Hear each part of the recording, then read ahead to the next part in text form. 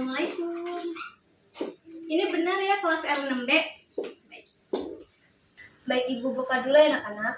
Assalamualaikum warahmatullahi wabarakatuh. Selamat pagi anak-anak. Baik.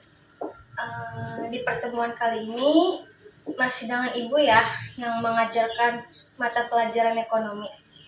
Di pertemuan kali ini kita akan membahas materi yang berjudul ketenagakerjaan. Sebelum kita mulai ke materi, alangkah baiknya kita berdoa menurut agama masing-masing. Berdoa dimulai. Berdoa selesai. Baik, akan Ibu mulai ya. Baik, sebelum Ibu memasuki dan menjelaskan materi tersebut, Ibu ingin mengetahui nih, seberapa semangatnya sih kalian untuk mengikuti materi yang akan Ibu sampaikan pada hari ini? Ikutin Ibu ya. Kalau Ibu bilang kalian Ibu ikut semangat ya. Tepuk tangan buat kita. Oke, Ibu akan memulai materi pada hari ini. Oh ya, sebelumnya materinya udah Ibu sebarkan ke grup ya. Kalian bisa lihat masing-masing sembari Ibu jelaskan. Baik anak-anak. Pertama itu kita harus mengetahui latar belakang ketenagakerjaan, di mana penduduk adalah salah satu modal pembangunan suatu negara. Dalam konsep pendapatan nasional, jumlah penduduk akan mempengaruhi pendapatan per kapita suatu negara. Karena pendapatan per kapita itu dihitung dari jumlah pendapatan nasional dibagi dengan jumlah penduduk. Selanjutnya ada pengertian kesempatan kerja. Kesempatan kerja adalah suatu keadaan yang menggambarkan ketersediaan pekerjaan atau lapangan kerja untuk diisi oleh para pencari kerja. Kesempatan kerja erat hubungannya dengan kemampuan pemerintah untuk menciptakan iklim investasi yang nyaman dan kualitas sumber daya manusia dalam menciptakan lapangan kerja. Jadi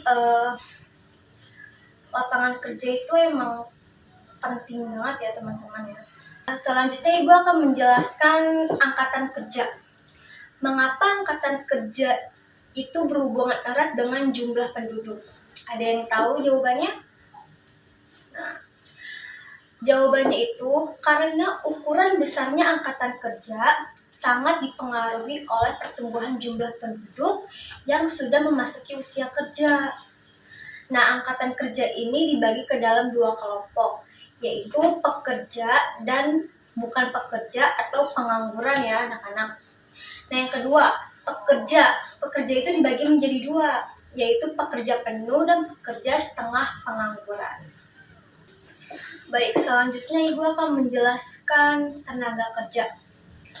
Tenaga kerja itu adalah penduduk yang telah memasuki usia kerja, baik yang sudah bekerja maupun aktif mencari kerja, yang masih mau dan mampu untuk melakukan pekerjaan. Tenaga kerja merupakan faktor produksi yang sangat penting bagi setiap negara di samping faktor alam dan faktor modal. Gitu ya anak. Selanjutnya itu ada tujuan pembangunan nasional. Anak-anak harus tahu nih tujuan pembangunan nasional itu apa. Jadi pembangunan nasional itu merupakan suatu proses perbaikan yang bersifat menyeluruh atau multidimensi agar terdapat perubahan-perubahan yang berarti dalam struktur, sikap mental, sosial kemasyarakatan, dan kelembagaan nasional. Gitu anak-anak. Baik anak-anak, selanjutnya ada pembangunan ekonomi. Pembangunan ekonomi ini dibagi menjadi tiga. Yang pertama, pembangunan ekonomi sebagai suatu proses yang berarti pembangunan merupakan perubahan yang terjadi terus-menerus. Lalu yang kedua, pembangunan ekonomi sebagai usaha untuk menaikkan tingkat pendapatan per kapita. Yang ketiga, kenaikan pendapatan per kapita ini harus berlangsung dalam jangka panjang ya anak-anak. Itu merupakan pembangunan ekonomi. Nah, selanjutnya di sini ada dampak positif pembangunan ekonomi. Dampak positifnya itu ada tiga. Yang pertama, melalui pembangunan ekonomi, pelaksanaan kegiatan perekonomian akan berjalan lebih lancar dan mampu mempercepat proses pertumbuhan ekonomi. Lalu yang kedua, terciptanya lapangan pekerjaan yang dibutuhkan oleh masyarakat, dengan demikian akan mengurangi pengangguran. Lalu yang terakhir itu adanya perubahan struktur perekonomian dari struktur ekonomi agraris menjadi struktur ekonomi industri, sehingga kegiatan ekonomi yang dilaksanakan semakin beragam dan dinamis. Itu dampak positif dari pembangunan ekonomi, anak-anak. Nah, tadi kita sudah membahas dampak positif dari pembangunan ekonomi. Sekarang kita memasuki dampak negatif pembangunan ekonomi. Yang pertama, dampak negatifnya itu adanya pembangunan ekonomi yang tidak berencana dengan baik mengakibatkan adanya kerusakan lingkungan hidup. Yang kedua, industrialisasi mengakibatkan berkurangnya lahan pertanian. Itu kurang lebihnya dampak negatif pembangunan ekonomi, anak-anak. Baik anak-anak, sekarang kita masuk ke materi terakhir, yaitu pengangguran dan dampak terhadap pembangunan nasional. Disimak baik-baik ya anak-anak, soalnya ini materi yang cukup rumit. Masalah pembangunan yang dihadapi oleh banyak negara, baik negara yang telah maju maupun negara yang sedang berkembang, adalah masalahnya di pengangguran. Mengapa pengangguran itu terjadi? Nah, Ibu akan menjelaskan ini, disimak baik-baik ya. Jadi, kenapa pengangguran itu terjadi di negara maju maupun negara berkembang? Karena ketidakseimbangan antara jumlah penduduk dengan kemampuan negara untuk menciptakan pembangunan dan kesempatan kerja untuk penduduknya, serta pertambahan penduduk yang pesat dari masa ke masa menimbulkan berbagai implikasi yang buruk terhadap beberapa aspek dari pembangunan ekonomi. Nah, itu dia anak-anak penjelasan mengapa sih pengangguran itu terjadi. Itu karena ketidakseimbangan antara jumlah penduduk dan kemampuan negara untuk menciptakan pembangunan dan kesempatan kerja untuk penduduknya sendiri. Begitu ya teman-teman, anak sekalian. Baik, itu tadi materi yang Ibu jelaskan ya anak-anak. Apakah ada yang ingin bertanya atau ada yang ingin ditanyakan? Oh, baik, kamu ingin bertanya apa? Baik, pertanyaannya, mengapa angkatan kerja berhubungan erat dengan jumlah penduduk? Nah, ini termasuk dari materi angkatan kerja. Tadi kan sudah Ibu jelaskan. Mengapa? Karena ukuran besarnya angkatan kerja itu sangat dipengaruhi oleh pertumbuhan jumlah penduduk yang sudah memasuki usia kerja, anak-anak.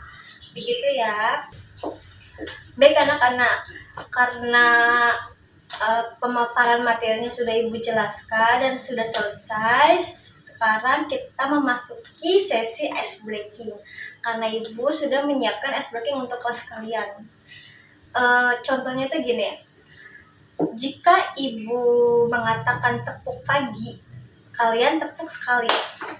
Jika Ibu mengatakan tepuk siang, jadi 2 kali ya, 1, 2. Kalau Ibu bilang tepuk malam, berarti kalian harus tepuk 3. 1, 2, 3. Ayo kita mulai ya. Atau Ibu kasih arahannya dulu. Tepuk pagi, tepuk siang, tepuk malam. Nah gitu ya anak-anak, kita mulai ya. Ayo. Tepuk siang, tepuk pagi, tepuk malam, tepuk malam. Berarti kalian emang udah fokus nih dari tadi ya. Nggak ada rasa-rasa ngantuk atau rasa gimana gitu. Berarti kalian masih ingin mengikuti pelajaran itu. Oke. Baik anak-anak, karena waktu di kelas ini sedikit lagi sudah akan habis. Sebelum Ibu tutup, Ibu memiliki sedikit kata-kata motivasi untuk kelas kalian, yaitu orang bijak belajar ketika mereka bisa, sedangkan orang bodoh belajar ketika mereka terpaksa. Gitu anak-anak. Itu kata-kata penutup buat Ibu hari ini. Ibu akhiri pelajaran hari ini dan pertemuan hari ini. Bila Ibu ada salah kata atau ada salah, Ibu minta maaf ya. Assalamualaikum warahmatullahi wabarakatuh. Terima kasih anak-anak. Kita bertemu di pertemuan selanjutnya ya.